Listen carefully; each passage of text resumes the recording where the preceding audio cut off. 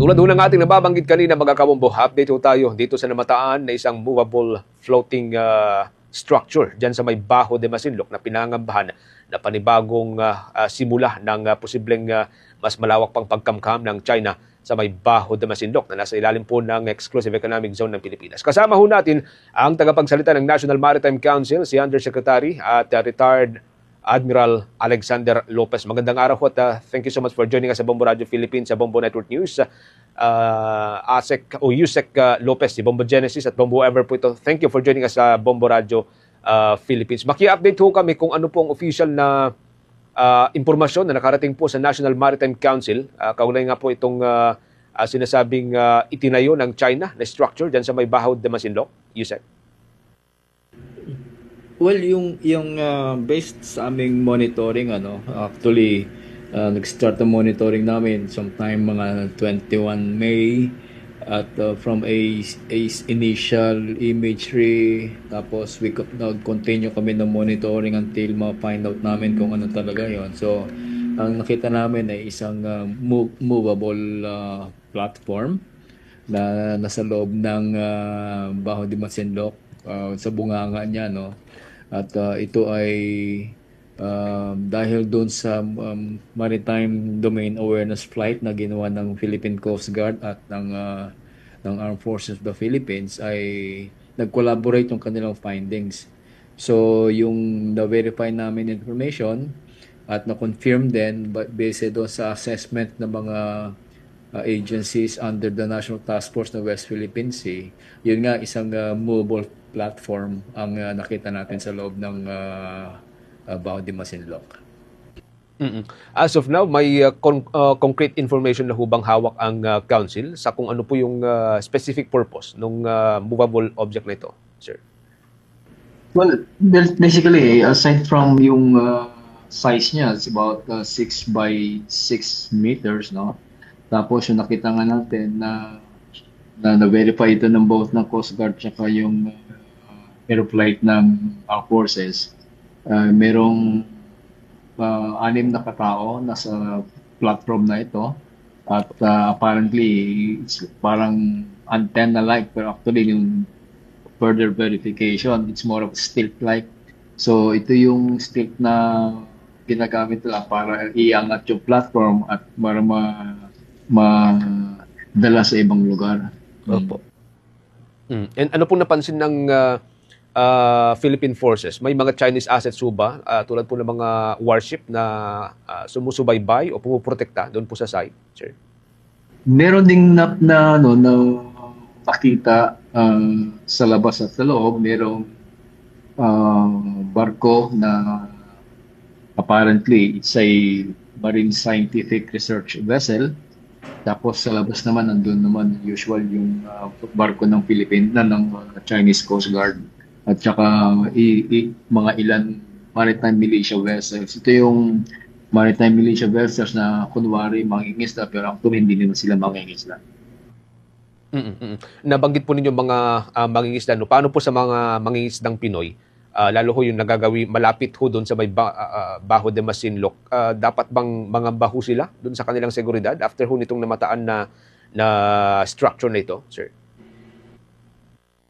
Natin dito, no, kasi yung platform na yan, as per assessment ng mga cognizant agencies ng gobyerno, no, ito ay isang data gathering platform.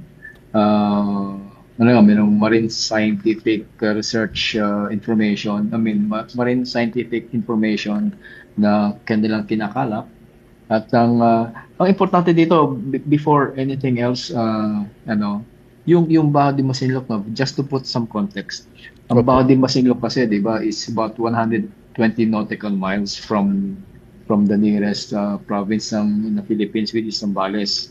And it is more than 500 nautical miles from the nearest southernmost territory ng China, which is the Hainan province. So, pagdating doon sa international law, particularly sa UNCLOS, yung coastal state na merong 200 nautical miles, ang siyang pwede lang magkaroon ng karapatan sovereign rights and jurisdiction sa mga maritime features na nakapaloob doon sa 200 nautical miles. So makikita natin dito, ang layo ng China at yung mga ginagawa nila doon to include yung kanilang platform na nakita natin ay illegal, unauthorized.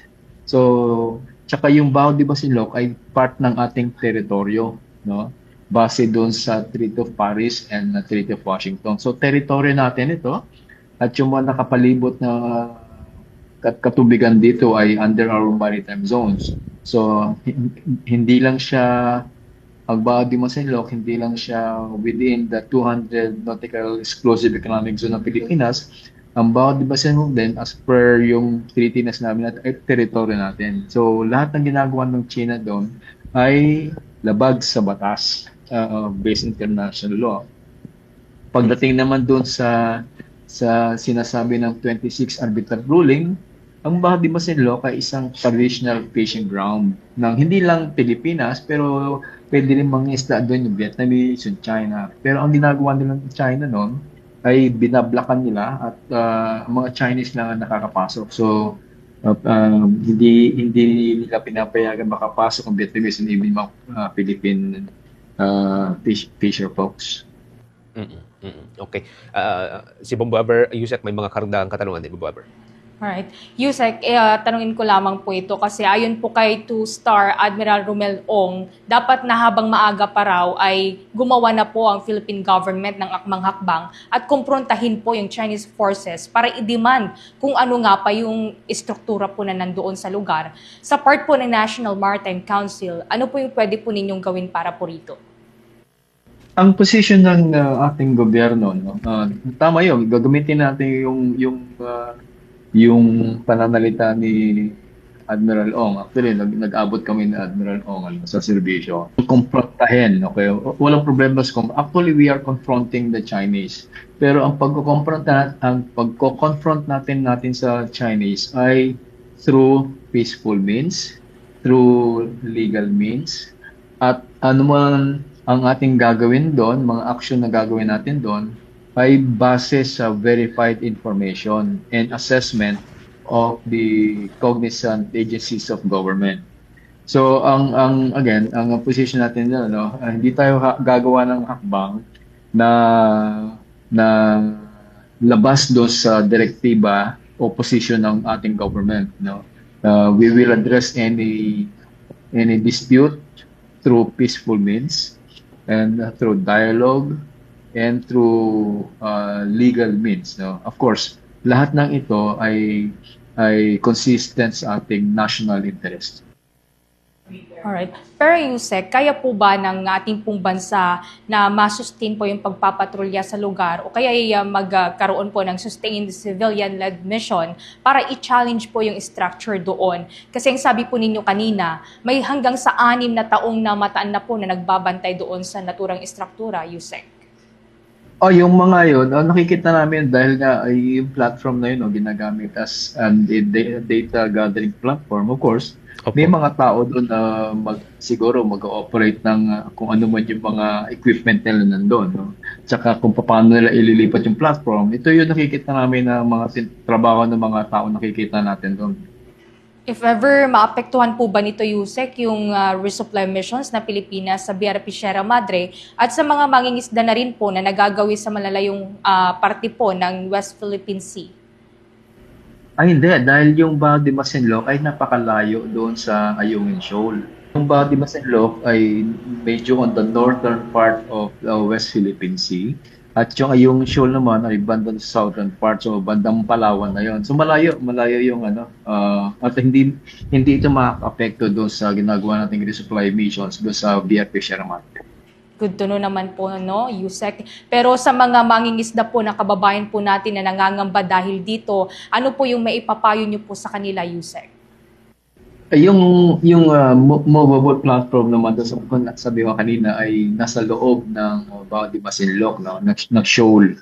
Yung mga mangingisda natin, Pilipino mangingisda, sadly no hindi sila makalapit no dahil nga binabarahan nga ng mga China. Pero nakakapangisda naman sila doon sa paligid ng shoal at ang ang ginagawa natin actually, ini-encourage pa natin sila na talagang pumalaot doon dahil lahat ng resources doon, lahat ng isda, for the whole West Philippine Sea for that matter, ano, nasabi nga doon sa UNCLOS na tanging yung coastal state lang, in our case, the Philippines, ang pwedeng mag-enjoy ng itong mga yaman dagat, mga mineral resources to include yung petrolyo, natural gas, and oil, no? At yung nabanggit ko nga kanina, lahat ng maritime scientific activities doon, and any activity for maritime activity, ay ipinagbabawal kung walang pahintulot ang coastal state. In this case, tayo yung may nakakasakop dito sa lugar na yun dahil sabi nga kanina, teritoryo natin ang Baho de Masinloc.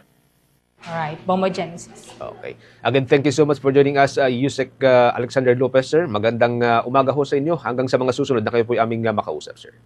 Thank you rin. Maraming salamat.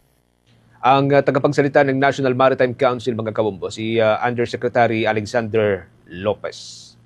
For the most trusted source of news and information, visit our website at www.bomboradio.com. Follow us on Bombo Radio mobile app, Facebook, YouTube, TikTok, and X, formerly Twitter. Like, share, and stay connected. Anytime, anywhere.